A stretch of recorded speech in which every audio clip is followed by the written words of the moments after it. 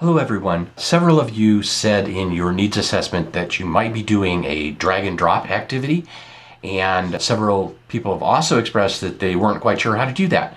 So this is a really quick little demonstration of how to create a drag and drop. So I've got my standard starting slide here. I'm going to create a new slide. It'll be a blank slide. And I need to create a way to get from this slide to the next slide. So I'm going to come back up and do interactions, button. That will give me a button.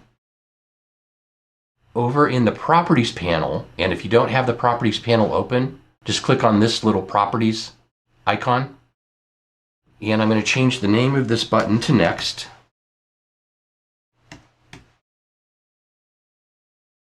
And move it over here. I'll look at the actions, and when it's clicked on, it'll go to the next slide. On success is I successfully clicked on it. There's some other options here. You can set whether you want to put a little hand cursor, ask it to double click it, disable the clicking sound, but for the most part, you don't need to worry about all of this. So we're now going to create our drag and drop. What I'm going to do is I'm going to have a set of words and a set of objects that I want to drag those words onto. So it's a really simple drag and drop. We're going to create a text box. The first word is red. And I'm going to change its color to black. Just because the gray kind of fades out a little bit. I'll resize it a little bit. Put it up here. Now I could click on text and go through all of that again. Or with the text selected, go up to edit and do duplicate. So on my Mac, it's Command D. My guess is it's Control D on a PC, but you'll need to check that. But I'm just going to duplicate that. I'll bring it down here. Double click on it, change the text to blue. I clicked off of it and clicked back on. Then I'll click duplicate and change this to green. Now I'm going to select all of these by dragging and selecting, and then I will right click on any of them and go to align, and I will align, well, I can choose align left or align center. I kind of like align center. And then I can also go back to align and ask to distribute them vertically. So you'll notice blue kind of rearranged itself so that now these words are evenly spaced down the left-hand side. Now I'm going to create the shapes that I want to match them with. So I'll go to shape, do a little rounded rectangle here, and create the shape. So it comes out and creates the shape. I'll go to fill, and let's make that one green. I'll duplicate it. Now when I drag this down, you'll notice I get these green lines. This is showing me right now that it's aligned center and aligned to the bottom of the word blue. So I'm going to bring that down so that it's aligned to the center, and we'll make this one red. Hit duplicate again, Command D, and make that one blue. So now I have my three boxes and the three words. I'm going to select them all, just kind of slide them over here so that they're a little bit more centered. Now I'm noticing that my green box isn't aligned to the word red. I forgot to do that before I duplicated the others. That's real easy. I'll just move that up a little bit, get it centered. And now these are all evenly distributed vertically, and they match up horizontally. Now to create the drag and drop, I'll go to Interactions, Drag and Drop. And the drag and drop interaction wizard will come up. First, it will ask me to specify the drag sources. This is the thing that you're going to drag into the other thing. So my three drag sources are red, blue, and green. So I click on them, and you'll notice I have this little red remove drop drag behavior. If I accidentally clicked on one of these boxes, it would add it to my drag and drop sources, so I'd want to unclick it. Didn't do that, so I'm going to click next, and it is now asking me to identify the targets So that's these boxes right here. I'll click Next. And now I have to match the word with the target. You have to be a little bit careful here. You want to make sure that you don't have like this up and down arrow when you roll over the word. If you do that, you'll change the shape of the box rather than I want to associate red with this box. So I'll make sure I have the little hand. I'll click and drag over to the red. I'll do the same for blue. And the same for green. When I'm done, I'll click Finish. Now there's a few other things I need to take care of before this will actually work. So I'm going to click on the Drag and Drop tab and Actions. The first thing is you need to decide whether you're going to give them one attempt to do this or let them keep on doing it until they get it right. If you only want them to do one attempt, that's fine.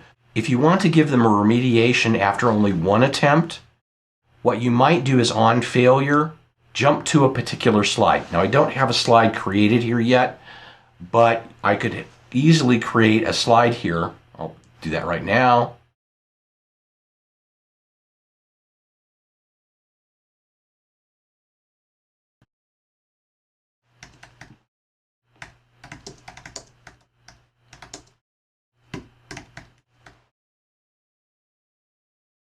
And this could be anywhere. So all I need to do is to go back here and say, go jump to slide, and then you specify which slide. And I want them to jump to slide 3. Now, I don't suggest doing this unless you really think it out, because you have to do things like when you're done with this slide, instead of taking them to the next slide, they've got to jump to slide 4 for the next step. And then you have to decide where they're going from slide 3. Are you taking them back to the quiz or taking them on? But it is an option. So instead, I'm going to let them have infinite attempts. I have 2 captions to work with, a success caption and a failure caption. And right now, the success caption is over the failure caption. So you can decide where you want these to appear.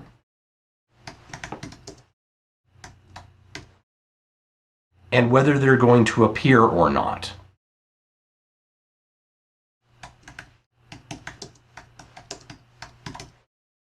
So there we are.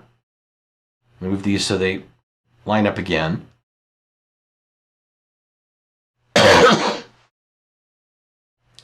I need to go back to my drag and drop actions, and I'm set with my success and failure caption. They're going to do infinite attempts. And because I'm letting them do infinite attempts, I want to ask it to reset the boxes. If I don't do this, once they submit, the answers will remain on the boxes rather than jump back to their original location. So let's take a look at what this would look like.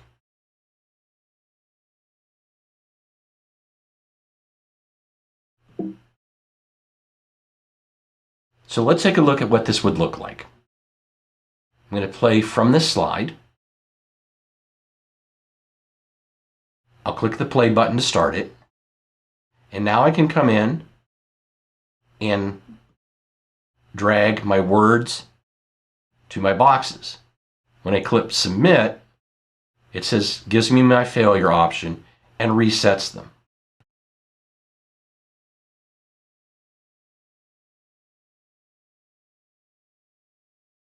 And I'll hit the submit button.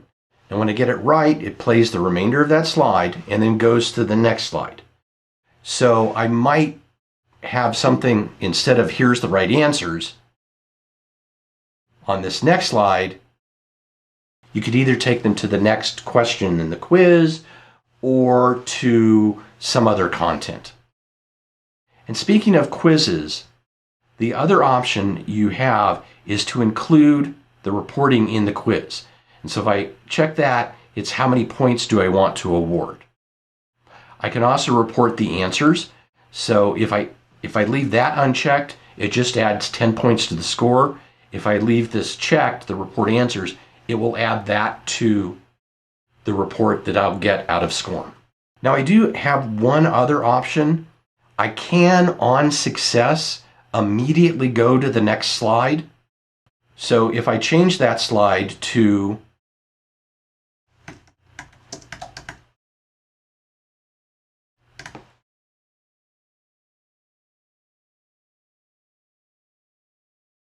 and I could put some other congratulatory things. I might copy the boxes, have the text here, whatever you want to do. But what will happen now is I don't really need the success caption. So if I go to preview, hit play, do my dragging and dropping, and hit submit, it takes me immediately to that next slide. Now, one of the things you might want to have open while you're working is the timeline. The reason I want the timeline open is that's going to become important in my next example. So here's my first drag and drop. Now I'm going to create another one. I'll go to my third slide, click a new blank slide, and instead of matching to a specific box, I want to get a little bit more creative. So I'm going to go to Media, select an image. So I went to the internet, got an image of a cow. I'm going to resize it a little bit, make it a little bit bigger. And what I want to do now is to add some text. And notice that the gray doesn't show up very well on the cow, so I'm going to turn that to red, just so it shows up a little bit better. And I'll move that up here.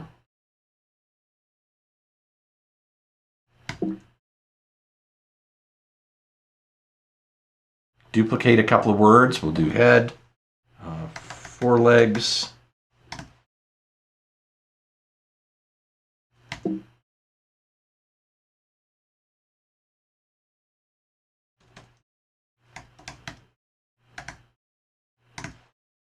whoops.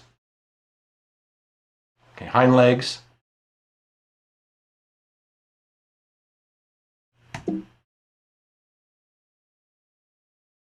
And udder.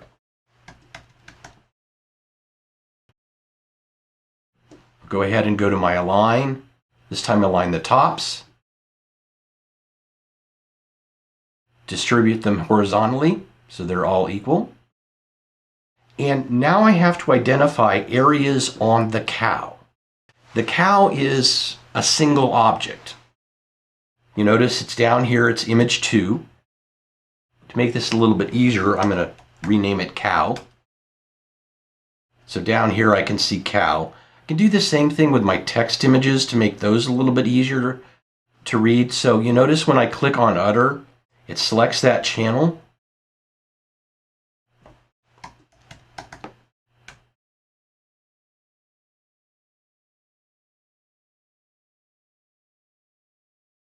What I need to do now is overlay shapes on the cow so that I can match head with the head area. So I'll go up and I'll create a shape. Just going to do this kind of oblong thing here. And I'll identify that area. And for right now, I'm going to leave it as this gray box with the black outline. For the legs, I'm going to use an oval.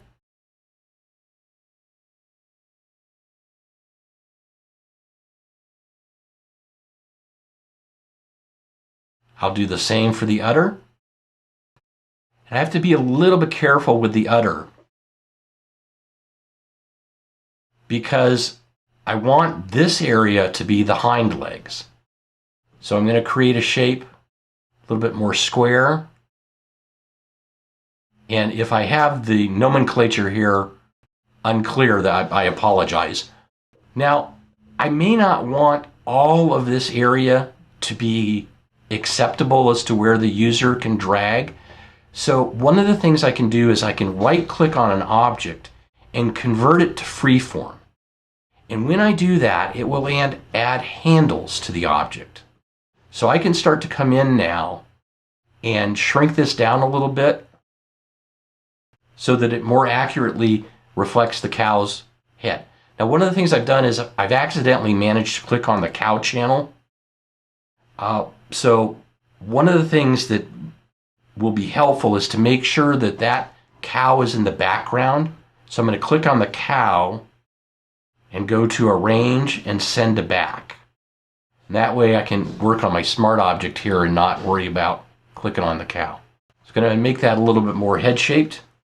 And I'm now ready to add my drag and drops. So again, go up to Interaction, Drag and Drop. Identify the things I'm going to drag, where I'm going to put them,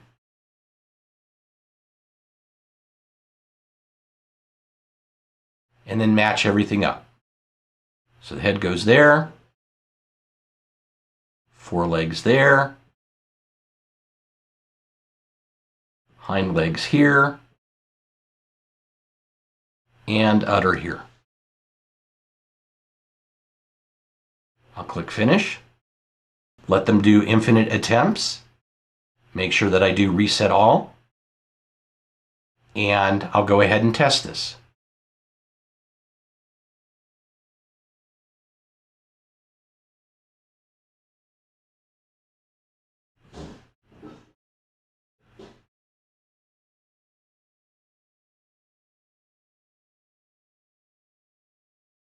And I have my success.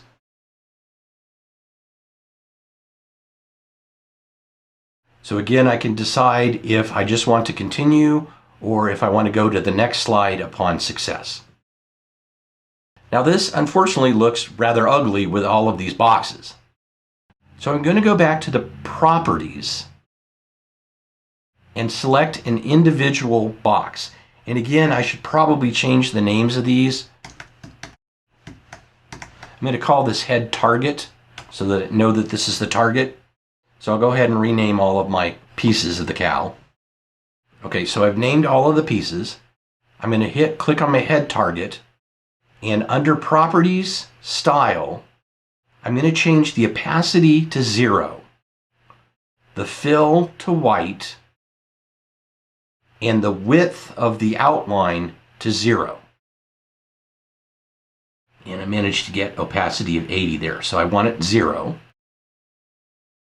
And for stroke, I want that to be white. So you'll notice there's a blue box now around the cow, but when I click off of this and I go in and preview it, I'll go ahead and do that.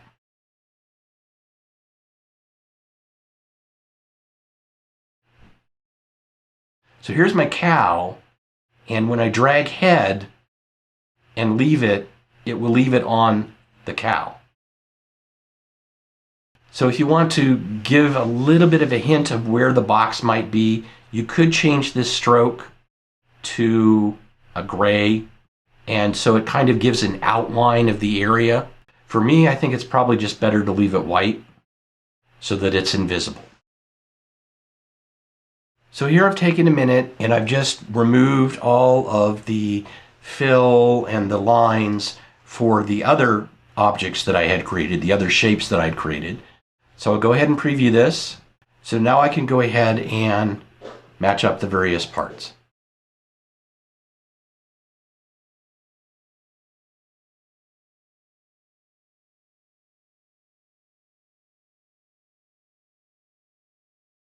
Now I do have to be a little careful. I'm going to run this again. But if I accidentally, like I think I'm on the udder here, but it's actually the shape of the leg. So if I am doing something, I might need to go and fool with this shape a little bit more. Remember, I right click on it, I convert it to freeform, and then I can start to play with it a little bit more. When I do that, I probably want to go back to Properties, turn the opacity back up so that I can see the shape that I'm working with. Also add a little bit of stroke to that. So turn all of those things back on so that I can come back in and make some finer adjustments to this leg area.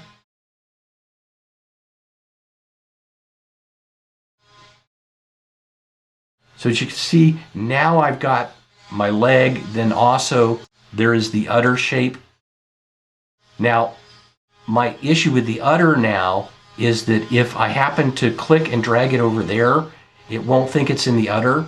So again, I go to convert that to freeform, and I can start to play with it a little bit. Probably tighten this up a little bit. Okay, so there I've played with the udder and made it a little bit different. So that's it for doing a drag and drop.